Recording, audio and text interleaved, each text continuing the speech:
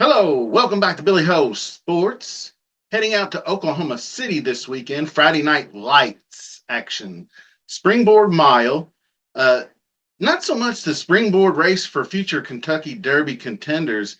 Maybe this year will be different, but it is a lesser known field, but it's nice to see some new horses in the mix. We'll get to look at. We got a field of 12 to talk about. Two turn, 1 mile race.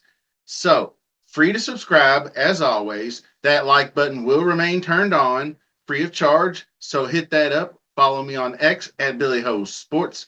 Really do appreciate all the great support, you guys. Let's jump right into this. Springboard Mile. We're going to share some past performances, look at a couple of race replays, and see if we can't whittle down to some top contenders here. Let's do it. Okay, race number 12. The finale is the 300K Springboard Mile. It will be under the lights somewhere around almost 11:30 at night in our time zone, the Eastern time zone. So we are out Midwest at Remington Park in Oklahoma City. So I believe that's going to be either Central or Mountain. Not sure which one that is, but you know if you live there. Coal Battle, interesting horse, draws the one post. 21% clip, that's pretty good. The reasoning being the inside post will be a little more important. As you can see, it is a 1 mile race, but the chute would be here. We're not going out of a chute. We're going start to finish from the beginning to the end, start at the finish line, so to speak. So it's going to be a short, about an eighth of a mile dash to this first turn here. So you got to get in position or you're going to run into traffic or get caught wide. So Coal Battle does draw an envious position. He is a presser, so he doesn't really need to be out to the lead. So he can just settle in and save ground, is what I'm guessing that they'll do here, and then maybe try to get on, steal it on the inside rail. The win in this 100K stakes race was at Delta Downs. I watched it. It was a nice race, but drifted out down the stretch, really green. So, not 100% sure Coal Battle will be the one. I like the horse. I like the position. I like the potential strategy that could be employed here. But we'll go to Blue Angel next. That's Steve Asmussen, David Cabrera. This one I'd won, but only got a 60 speed figure, 31 or 34K maiden, and won in the slop. So even though Asmussen is the leading trainer across the country in volume, he's just this one doesn't look like it's going to be that's going to be one that is looks competitive on paper, but the speed figures I don't like. Gunrunner, Colt. Now, Speed King, this one's an interesting one. Ron Marquette brings Rafael Bejarano over to ride, and this one broke out big time maiden win, 120K at 22, almost 23 to 1. So really spoiled him. But this sucker didn't break fast, but it shot out to the lead by the first call and then didn't look back. Held him in check down the stretch. The favorite 8-5 favorite who ran second, and then Faust, another horse that's run third. So Speed King, pretty impressive debut, but it is tough to win back to back when you're at those kind of odds where you're more of a longer shot to get in there. But the breeding's decent enough, volatile by violence. So 100K purchase price. So there's something there as far as Speed King goes, and got a nice inside post for the early break here too. So then you got number 4, Dominant Spirit. Uh, this one is beaten by a half length by Jolly Samurai in the Clever Trevor Stakes. Honest effort, had the lead down the stretch, just couldn't hold off going 7. So that happens. I do like Jolly Samurai in this race. So Dominant Spirit, you would think would be one there too. High percent jockey, 26% beaten favorite for Brett Calhoun. So maybe definitely worth a look for underneath. Brooklyn Alley Cat, I don't have any interest in the speed figures and the class not there. Same thing goes for SA. I'm not really going to be too interested in SA as well. Then you have Jolly Samurai, undefeated in three starts, wide in the stretch in both that Kip DeVille previous to Clever Trevor, but the closing kick more than good enough to get there. You can see the 104 and the 96 in these two races. The pace was a little bit slower in the Trevor or the Clever Trevor, so the fact that he was able to run him down in the stretch, going those modest fractions, is a pretty good testament. Renee Diaz is a solid jockey out here, good winning percentage. So this one's going to be maybe a top 20. Stick around and find out. Complex Music is another Steve Asmussen. I really thought, well, this is going to be Steve Asmussen's race. He wins this like Bob Baffert wins some of those stakes races out west, like Los Alamitos races. So you would think Asmussen, Stuart Elliott's the leading jockey at Remington. So the one by 8 lengths in this allowance race, but you could see of course this was the juvenile. That was a 6.5.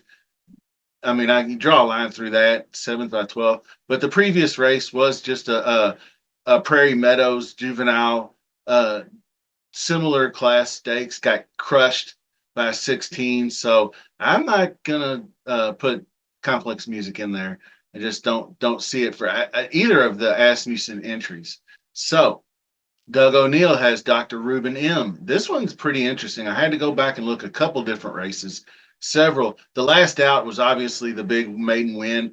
Did have to drop from 75 to 54 to get there, but he was pretty dominant in the win. He definitely eased off the gas pedal down the stretch to drop this late pace number just a bit, but the race was in hand and he held safe. Weakened a little bit too, but ran a really fast 92 Brisnet figure out at Santa Anita. So impressive enough, early running style. So the post nine is not advantageous to get to the lead. He's going to have to definitely bust out of there. But watching these last two races, he breaks very fast out of the gate. So I don't think he's going to have any problem getting up there to the lead. Number 10, Medicine Dog, is a pass. Mr. Omaha is number 11.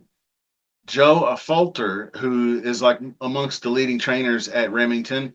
Luis Quinones, solid enough jockey. Uh, I'd like the win percentage to be a little higher, but the in the money percentage is really good for these routes coming off non-graded stakes. 62% in the money for offer. So this one's definitely a use. Maybe not up top for the win, but you would want to use it underneath, I would think.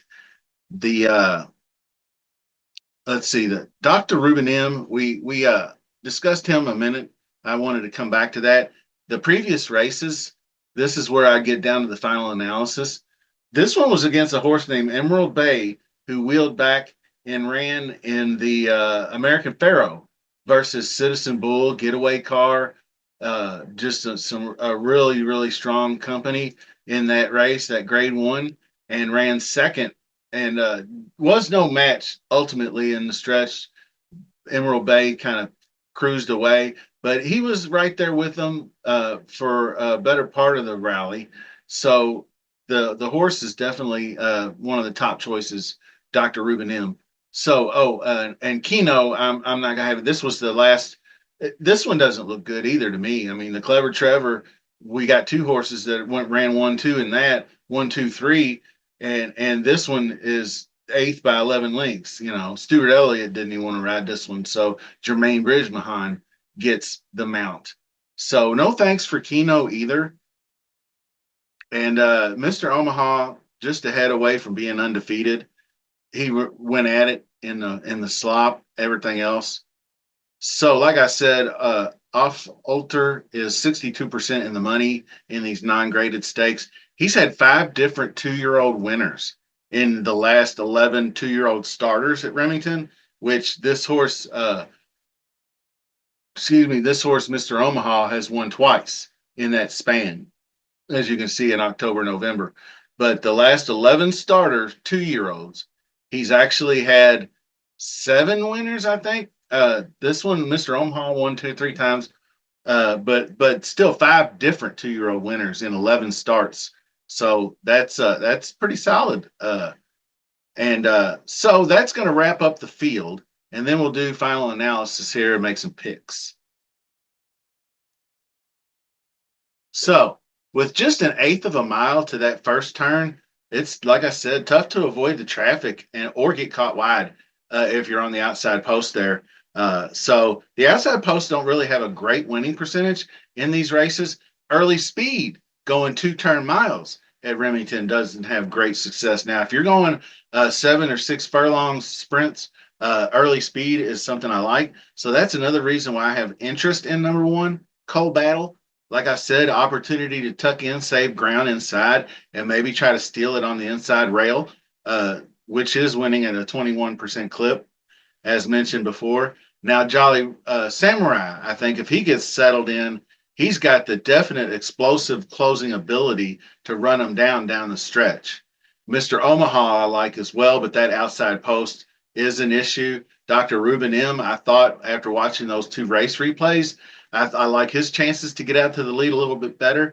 And one I didn't mention was, or I did mention earlier, but Speed King, that big upset, he should be firing. But so ultimately, I'll probably wait for the tote board to decide which way I go with these horses because I do like pieces of all of them. You know, the number 3 Speed King, Dr. Ruben M. Coal Battle, Mr. Omaha himself can get out there and he can do one of two things. He can press like he did in the last race where he was third by a neck and then took over in the stretch and won by 5, or he can just jump after it that much sooner.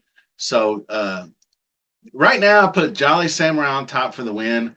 Then I am going to include, I don't have Mr. Omaha down there at number 11, but he's definitely in the mix as well. So, but I like the 7 for the win. Number 3, Speed King, Coal Battle.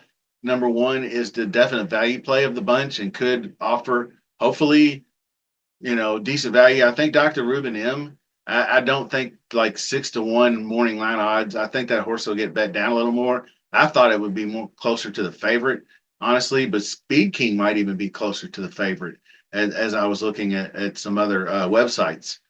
So that's all I have for you this for this Springboard Mile coming up. Friday Night Lights. Be ready for more content coming at you, some Derby Trail info. We got lots of great stakes races down the road with the Malibu coming up toward the end of the month. And then next month is obviously the Pegasus World Cup. Then we also get into those big high dollar Derby prep races in Florida swing action. So stay tuned. Don't forget to hit that like on your way out. See you soon.